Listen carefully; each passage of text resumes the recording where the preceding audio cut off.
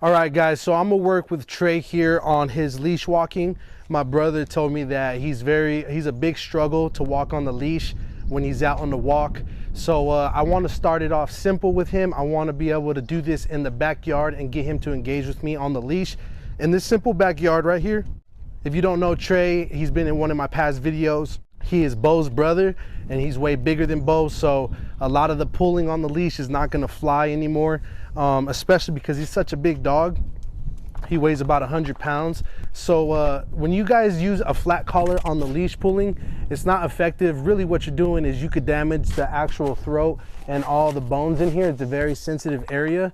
So we're not gonna do a flat collar. And a flat collar is not ideal either because it doesn't sit high on the ears like how I'm about to show you right now. So what we're gonna use instead is a slip collar.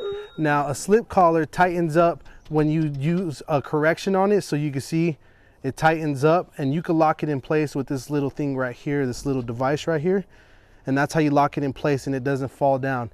And we're gonna put this slip lead high on the back of the ears right here, so it's not gonna damage all the throat area. We're gonna put it high right here and make sure it's a tool that's gonna be effective and not just a waste to put on him. Come here. So how I fit the collar or the leash on him, come here, baby, is I put the slip lead on him. I hope you guys can see it. I will zoom in on it, and I put it nice and high behind his ears right here. This is where it fits the best. Right there. Good. I'm gonna give him some treats because he's been a good boy today. But I'm gonna show you how I walk on the leash. So as you can see right here, I am keeping Trey in the inside of my body. So if he's on my right side and I'm doing a circle like this, I am definitely keeping him on the inside so I could cut him off. And if you notice, you see me tug on the leash, that's what I call a correction. And whenever I do that, it's because Trey is trying to give me a resistance, such as, you know, keeping his body still or not wanting to go where I'm at. And right now, see how he's doing that? He's unsure, so I just keep on moving. I corrected him again, but the goal is to make sure there's a loose leash. And you can see there's a lot of tightness every time he's starting to resist. So right here, trying to keep a loose leash and keep doing circles and make sure he's engaged with me. I want to make sure his head is pointing up and looking at me. Hey, before you click off of this video, if you're here, that probably means that your dog is pulling on the leash a lot. So what I have done, I've put together a free guide to help you stop the leash pulling from your dog. I know it's embarrassing. It kind of sucks when your dog is pulling on you, especially if you have a 100-pound plus dog that's walking you instead of you walking them around the block. This free guide will help you stop all that. It will show you the right techniques I use in this video and that you can implement yourself when you're starting to do your daily walks with your dog. So stop the leash pulling. There'll be a link in the description where you can go and get the free guide. So go and check that out. Now back to the video. So right now it's doing good. He's engaged with me and it's looking really good and he's starting to pick up. That's what I want. I want him to look at me. You see the tiny corrections that happen there when he's starting to resist or go his own way. Come on. Another correction for resisting to stay on my side. Right here, he's resisting again, so it's another correction with the tug on the leash. Come on. And this slip leash is so effective because it puts pressure around the neck when the dog is starting to resist. So it's a good correction that gets their attention and keeps them to focus and engage with you. So right now he's been doing so good, so I'm gonna reward that behavior. And we keep it moving. Come on. Now I'm just cutting him off. You see how every time I do that, he's engaged with me? That's what I want. And you could practice this in your backyard. I think that's the perfect place to start because there's less distractions, but you're gonna see later on there will be more added to it with another dog. So I'm letting him go around right now. Instead of me cutting him off, I want to see if he's still engaged with me, and he's not, so I had to give him some corrections.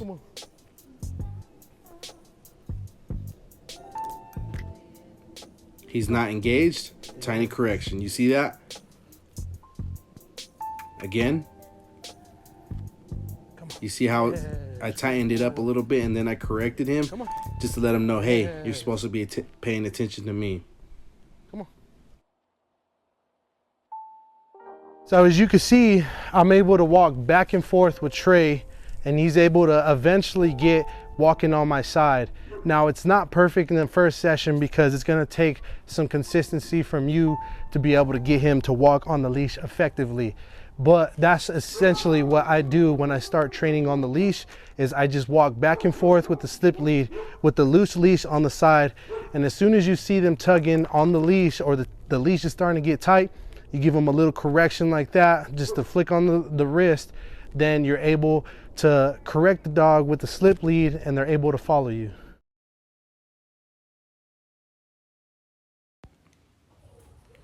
So day 2 on the leash, I started to bring out Zoe, the puppy, and I know he really loves to play with her.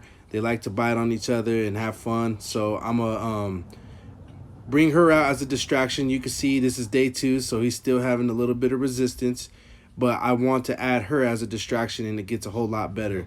Right now, I'm showing you how I wanted him to walk on the outside of me, but it's not working out. I have to give him some corrections right here. You can see how he listened. I wanted him to walk on the outside of me to see if he'll stay on my side, but he wasn't doing it. So you'll eventually see me go and cut him off into the inside. And that's how I'm going to keep starting and training him with this perfect leash walking. So the outside, he's not doing it. You see how he's kind of just goes wherever he thinks he should go. I correct him, re-go to that spot and do it all over again. Small correction. Boom, back on my side. So we're doing this over and over again with Zoe in the way. I know she's kind of getting in my way, but she's a good distraction for now, and I think Trey is doing good. Right there, he gets out of track, and he's kind of just sitting there resisting. So, boom, slight tug, tug again. We're back at it. Again, I'm displaying how he's on the outside and he doesn't want to listen to going to the outside, so I bring it back into the inside. And what I mean by that is I'm starting to cut him off now. You see how, boom, he's in my inside now. And he's a lot more engaged this way, and I'm going to keep training this way until he eventually gets the outside. So keep practicing the outside walking and staying consistent.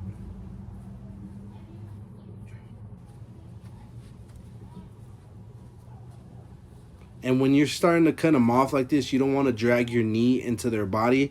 You just want to make sure you keep walking and stay firm with your walking. Don't let them push you over. You kind of have to guide them with your leg, but it's not a knock on the body with the knee. You can see right there that last turn is just a swift turn. Stay firm, stay consistent, and they start to engage with you on the turn. You see how he's looking at me now? Boom, that's exactly what we want. Now I'm trying the outside again. See how he doesn't get it yet. But as long as he's following me, right now we're making progress.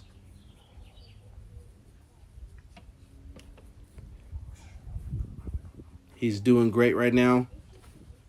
Zoe is a good distraction.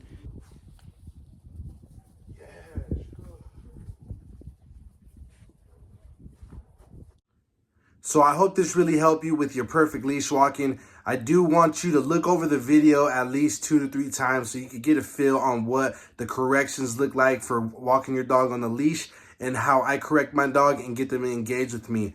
Remember, it's a slight tug on the leash, and when your dog is starting to follow you, then you reward that behavior with a treat and some praise. Trey here that you've seen on the video is a little bit more experienced with walking. He just pulls a lot, and he's experienced with the reward system. So I didn't reward him as much. I just gave him a verbal praise every time he followed me, and that was enough for him to be engaged. Again, you want to make sure you're looking at how I'm correcting. And if you need to start in the backyard, then I highly encourage that.